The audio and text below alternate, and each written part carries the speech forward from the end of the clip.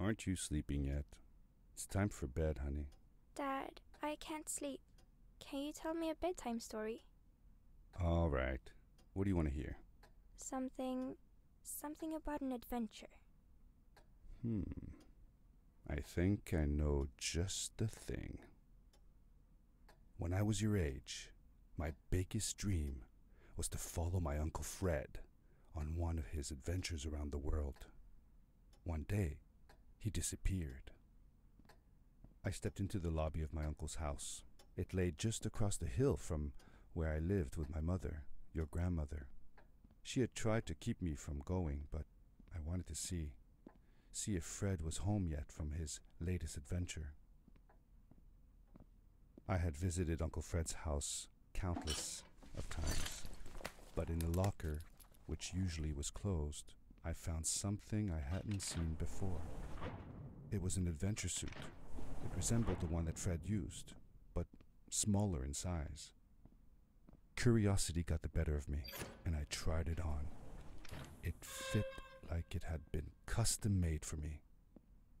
The most mysterious room of my uncle's house was the observatory. There he kept his newest experiments, and right now it held a pad used for disposing of garbage.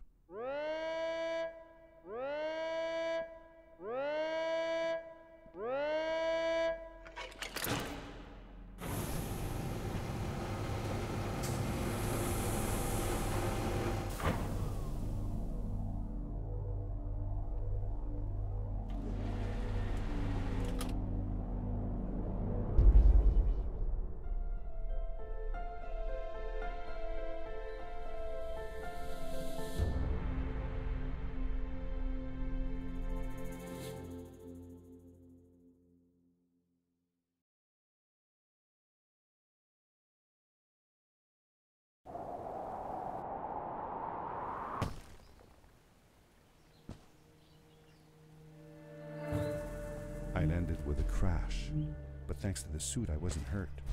I had no idea where the pad had taken me, but back then I didn't care so much about where I was going or how I would get home. I was sure that someone had been here before me. Someone had built these bridges and carved these symbols, but who? Where were they now?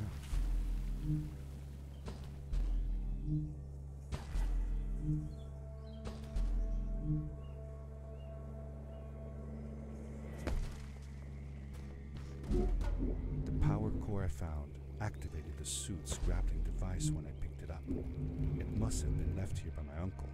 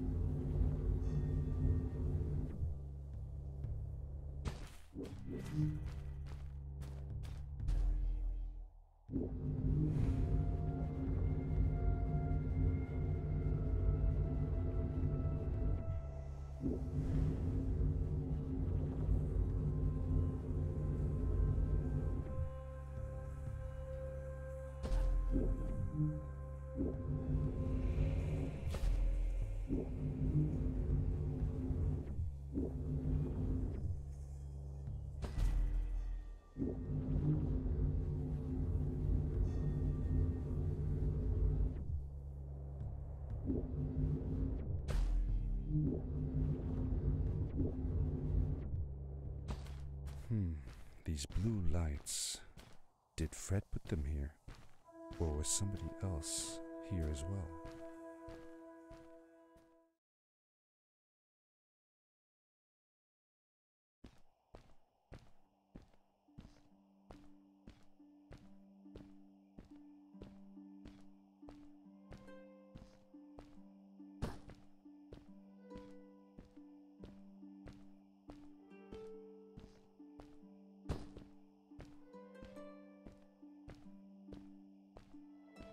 Hello, who are you?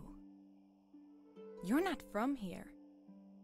Wow, you look just like Fred, but smaller, and with less hair on your face. She knew Fred. I told her that he was my uncle, and that I was looking for him. What's an uncle? I said that he was, that I had known him all my life. Really? Me too. I'll help you find him. I'm Madeline. The others call me Mad Maddie sometimes. I don't know why really, but you can call me Maddie. You've never been to the village, right? Let's meet over there in the square. I'll show you around. I bet you can get there easily with your suit thing. So, I'll see you there. I couldn't believe it. An underground village inhabited by frog people, or more like salamanders. Either way, they walked like humans, they talked like humans. How is that possible?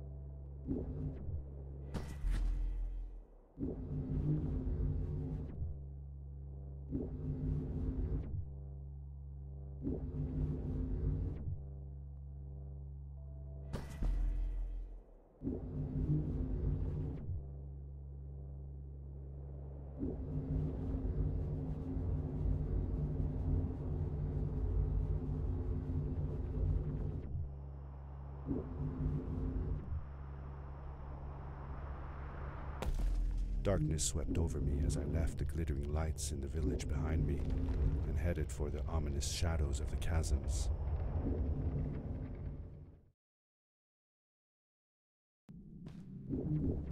As I entered the chasms, it struck me how much darker it was in there. The shadows were black as ink, and although I tried not to be afraid, I couldn't help but shiver. Was it the darkness that frightened the villagers as well, or was it something else?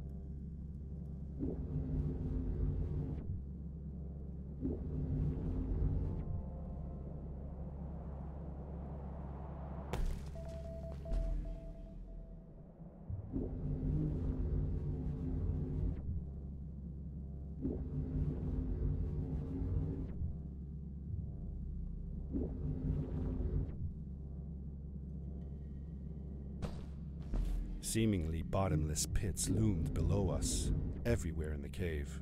The further we got, the more I felt like what faint light existed down there was getting fainter.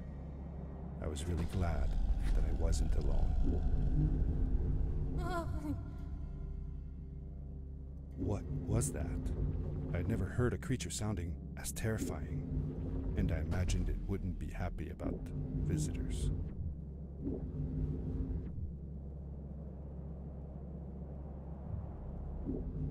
It is really dark down there.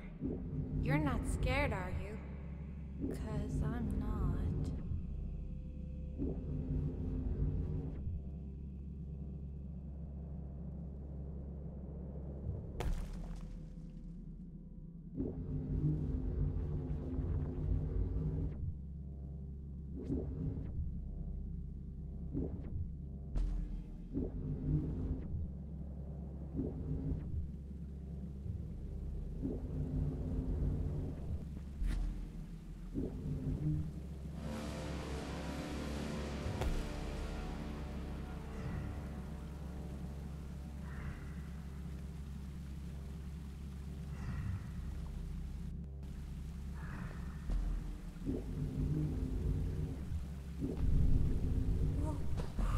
Whoa, dude. I think I figured out what that writing was going on about. Maybe we shouldn't charge right out in front of that thing. Remember what it said. Don't move when the eye is open. Yes, we did it. You're awesome. I knew you had it in you. That was close. We had made it through, and I felt like nothing could stand in our way of finding Fred.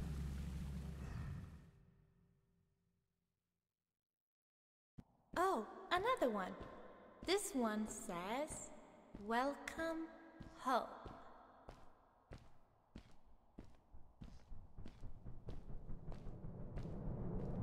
Whoa! This is it! This is where the Strays built their village. And what a beautiful place they chose. Just look at the sky. It is so big.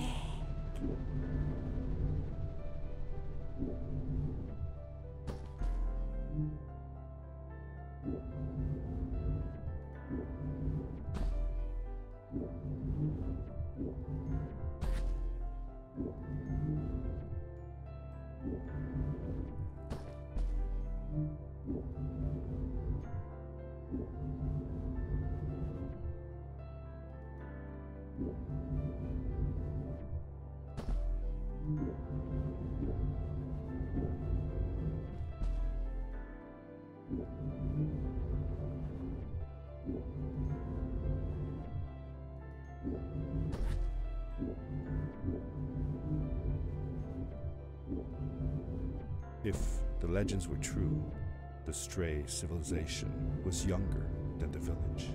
Yet, they were making great progress. They invented crystal-powered machines, produced their own fabrics, and built houses out of bricks and stone.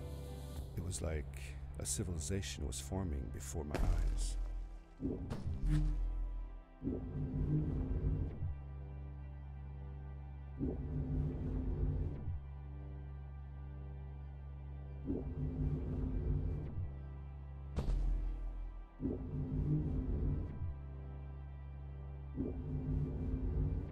Hey, let's play a game. I bet that you can't get through this part without using the grapple device. Told you you couldn't do it.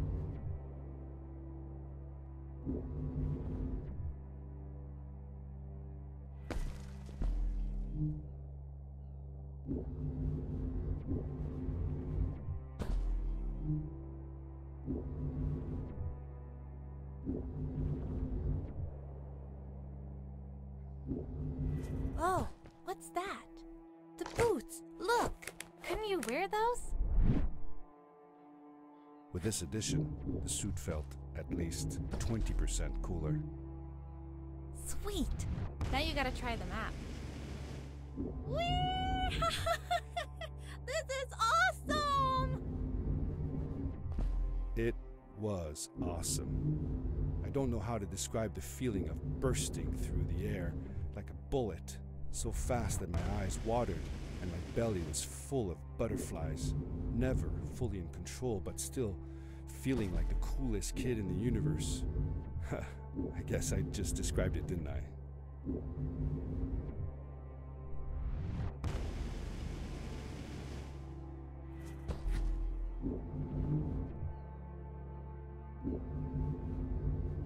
I'd love to do stuff like this with crystals. Just think of the possibilities. Whole machines are powered by them. I almost can't believe it.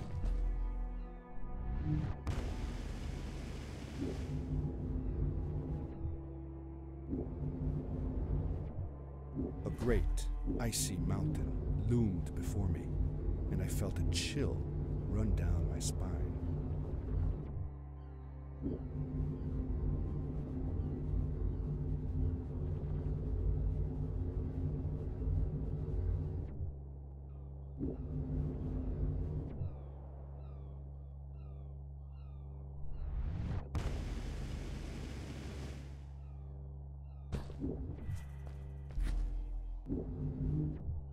We hadn't seen any people around yet, but ahead of us lay what looked like a proper town. The strays from Maddie's stories. I could imagine how she must have longed to meet them all her life. And now, here they were.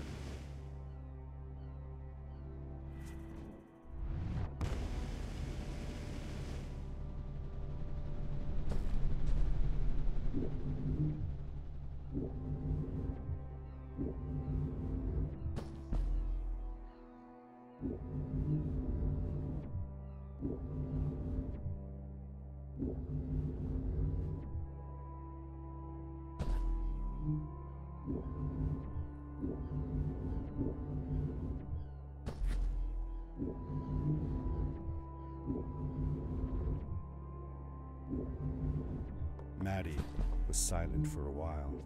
It seemed like she was thinking hard on something.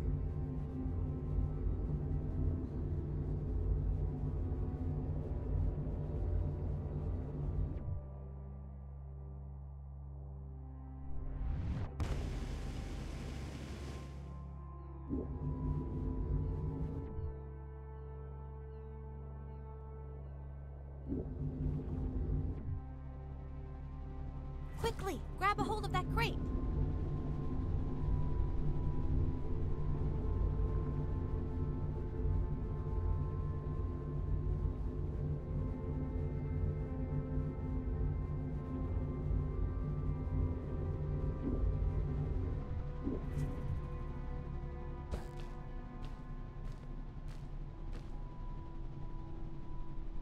Good day. Here's a boat to Ice Cave. Though I'd take the other one if I were you. That one goes back to the outpost. Wait a minute. I was thinking.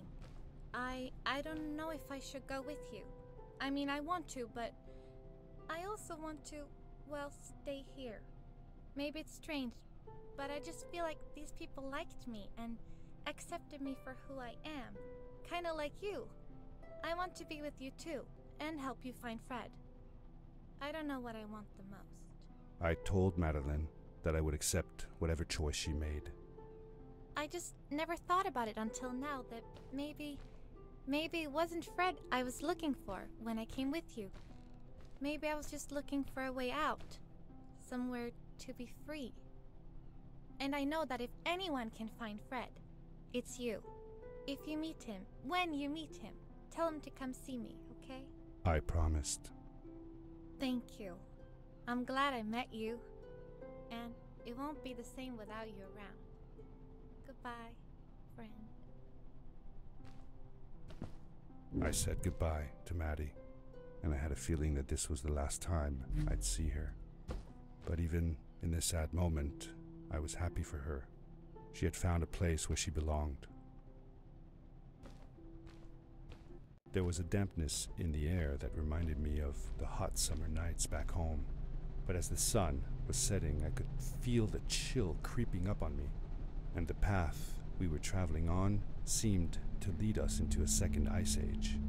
Winter was coming.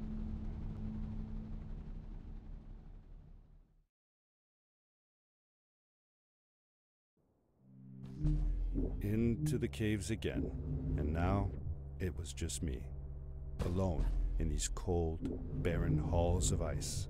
But Fred had been here, and now I could feel it. I was getting close. Something wasn't right. The grapple device's energy beam was somehow reflected off of the ice, and I couldn't get a grip. I had to look for areas where the ice was not so thick. This was going to be a challenge.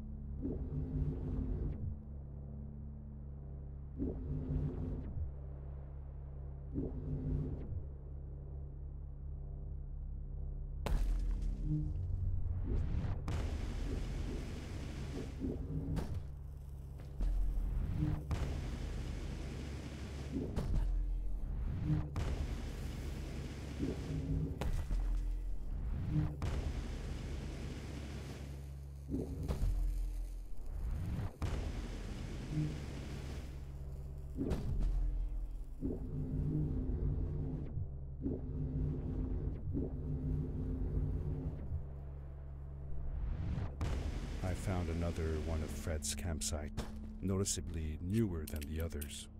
The fire was still smoldering, and I could faintly pick up the smell of the aftershave he always used. I was closing in on it. I could feel it. He had left some tools behind that I could use to repair my boots. That should do it. Good as new.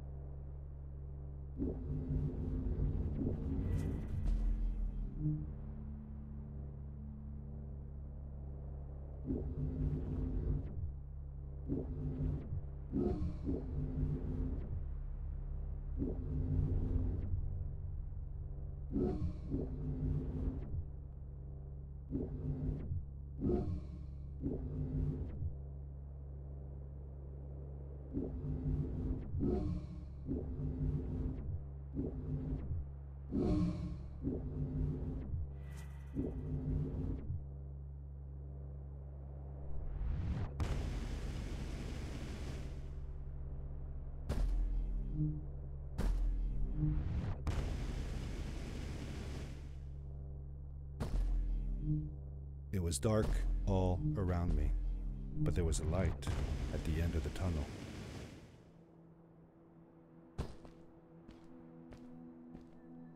Hello? Nephew? Uncle Fred, I finally found him.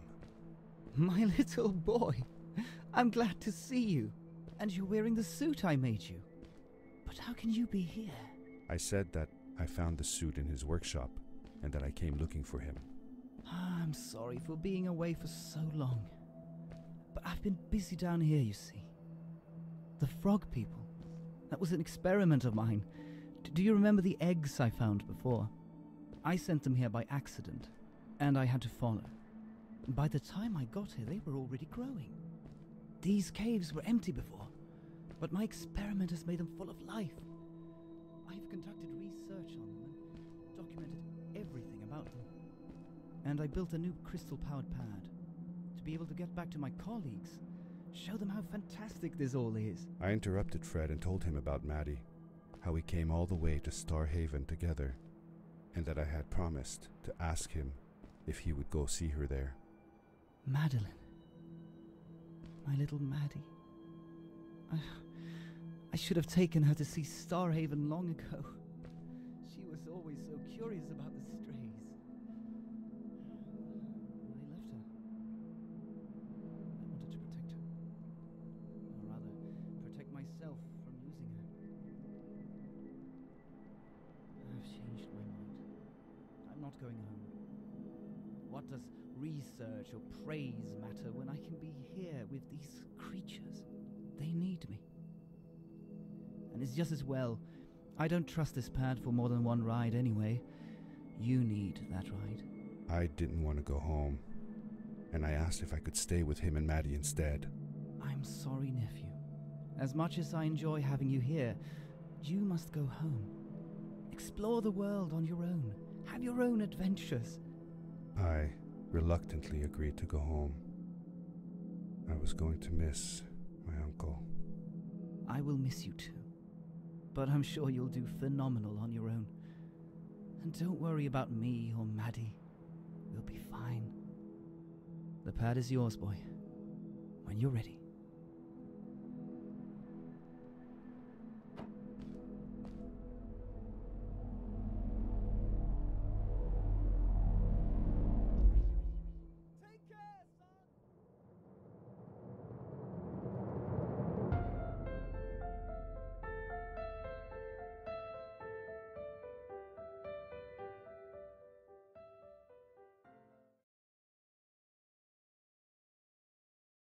The end.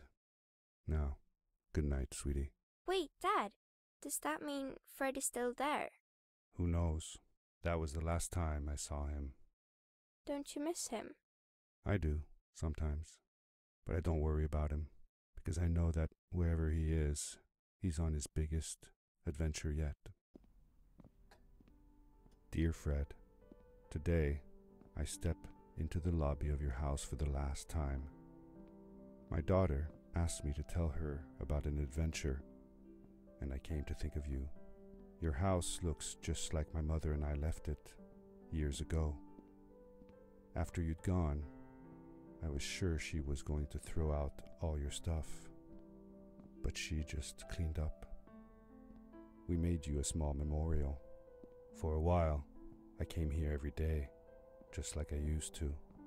Sometimes, I could even faintly hear your voice, calling from the observatory, asking me to get you this tool or that. I never told my mother about that day. I don't think she would have believed me. Can I believe it? After all these years?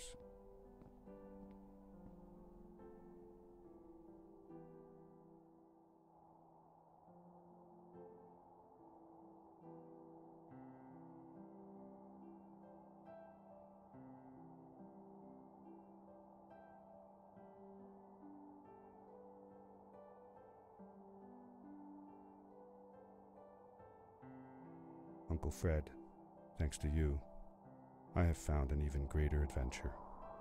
Thank you. Love, your nephew.